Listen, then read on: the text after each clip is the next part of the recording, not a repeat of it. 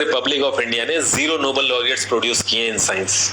USA ने 100+ कर दिए। ASER की रिपोर्ट के हिसाब से 83% एजुकेटेड इंडियंस एम्प्लॉयबल ही नहीं है। और ये जो सुंदर पिचाई, सत्या नदेला की हम बात करते हैं, इन्होंने भी आगे चल के अपनी एजुकेशन बाहर से ही करी है। और ये सारी चीजें जो मैं बोल रहा हूँ ना, इसका रूट कॉज फाइंड आउट करने के लिए हमें थोड़ा सा पीछे जाना पड़ेगा। जब ब्रिटिशर्स हम पे रूल कर रहे थे तो ईस्ट इंडिया कंपनी के सामने 2 मेजर चैलेंजेस थे। एक, कम्युनिकेशन विद इंडियन, दूसरा वर्कर्स और क्लर्क्स की बहुत जरूरत थी उन्हें।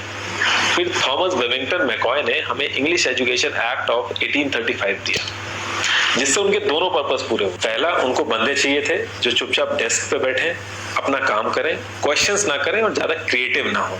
Second, communication in English. English सबसे ज्यादा बोले जाने वाली लैंग्वेज नहीं है, उसके बाद भी इंग्लिश एक लैंग्वेज की बजाय एक क्लास बन गया इंडिया में।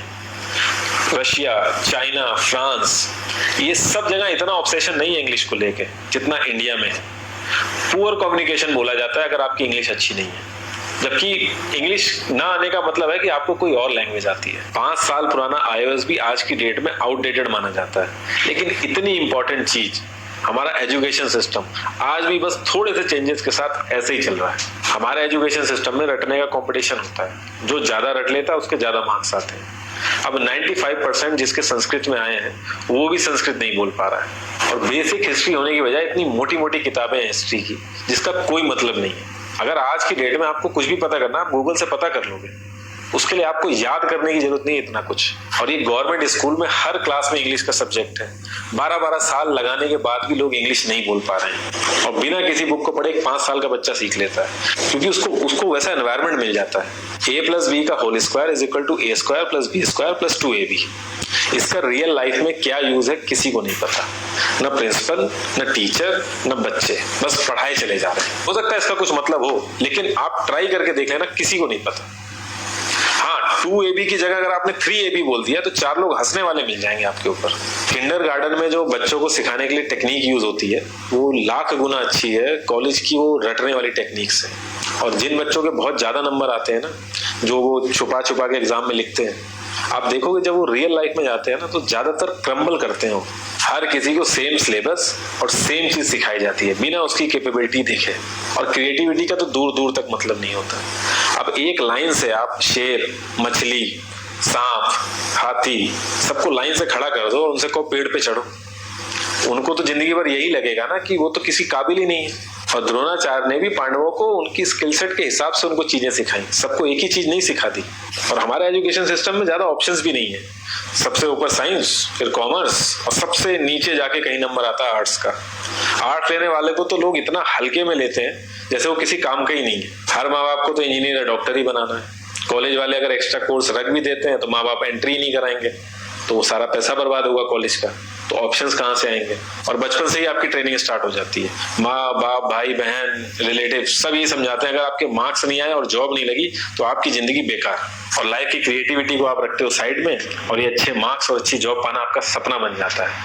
अब ये सपना पूरा हो जाता है तो बहुत बढ़िया है, दूसरे को जेलस फील कराओगे, नीचा फील कराओगे। और इस छोटी सी उम्र में अगर सपना टूट जाता है तो सेल्फ डाउट में आ जाओगे। इतना बाहर वाले आपको नीचा नहीं समझेंगे जितना आप खुद की नजरों में गिर जाओगे। आप किसी भी 4-5 सक्सेसफुल आदमियों के बारे में सोच के देखिए जिन्हें आप बहुत सक्सेसफुल मानते हो या जिनकी तरह लाइफ आप जीना चाहते हो। मैं ये कह सकता हूँ कि वो इस एजुकेशन सिस्टम की वजह से तो सक्सेसफुल नहीं होंगे, चाहे वो जो भी हो। धीरू भाई अंबानी, विराट कोहली, आमिर खान, नरेंद्र मोदी, ये सब हमारे इस करंट एजुकेशन सिस्टम के ट्रैप में नहीं फंसे।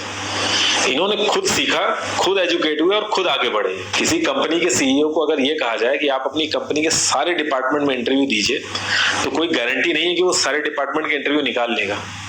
और ये भी हो सकता है कि वो आधे से ज्यादा डिपार्टमेंट के लिए क्वालिफाई ना करे एजुकेशन वाइज, लेकिन वो पूरी कंपनी चला सकता है। तो ये जो एक स्किल है, इसके बारे में बात क्यों नहीं होती? लोग अपनी 25% से ज्यादा जिंदगी इस करंट एजुकेशन सिस्टम में लगा देते हैं ताकि अपने से कम पढ़े लिखे आदमी की कंपनी में जाके उसके सपने पूरे कर सकें। इंडिया का जो करंट एजुकेशन सिस्टम है, अगर वो इतना ही अच्छा है तो जो भी सेलिब्रिटीज हैं, पॉलिटिशियंस हैं, वो अपने बच्चों को बाहर क्यों भेज रहे हैं पढ़ने के लिए? इनफैक्ट पॉलिटिशियंस के साथ तो ऐसा करना चाहिए जिस एरिया से वो जीते हो उसी एरिया के गवर्नमेंट कॉलेज में उनके बच्चों को पढ़ना कंपलसरी हो जाए, तभी वहां के गवर्नमेंट कॉलेज सुधर सकते हैं। 368 प्यून की जॉब के लिए 1.5 लाख ग्रेजुएट और 24,968 पोस्ट ग्रेजुएट ने अप्लाई किया।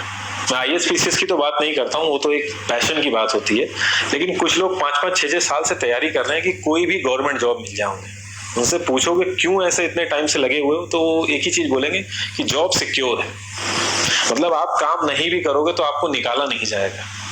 ये सारी कामचोरी वाली बातें माइंड में इसीलिए आती हैं क्योंकि हमारा जो करंट एजुकेशन सिस्टम है वो इतना कॉन्फिडेंस ही नहीं देता है कि हम अपनी स्किल के दम पे कहीं जाके काम करें और हमें निकलने का डर ना हो। मैं आने वाले 10 साल की तो बात ही नहीं कर रहा हूँ, अगर मैं आने वाले 5 साल की भी बात करूं तो टेक्नोलॉजीज में इतना ज्यादा चेंजेस आ जाएगा कि जो आज हम पढ़ रहे हैं, जिस स्किल पे हम फोकस कर रहे हैं, पता नहीं वो रिलेवेंट भी होगी कि नहीं उस समय। Cloud computing, SEO, digital marketing, ये सब जॉब्स पहले एग्जिस्ट ही नहीं करती थी। हम लोगों को एजाइल होना पड़ेगा, नई नई चीजों को सीखने के लिए ओपन रहना पड़ेगा, क्रिएटिव माइंड लगाना पड़ेगा।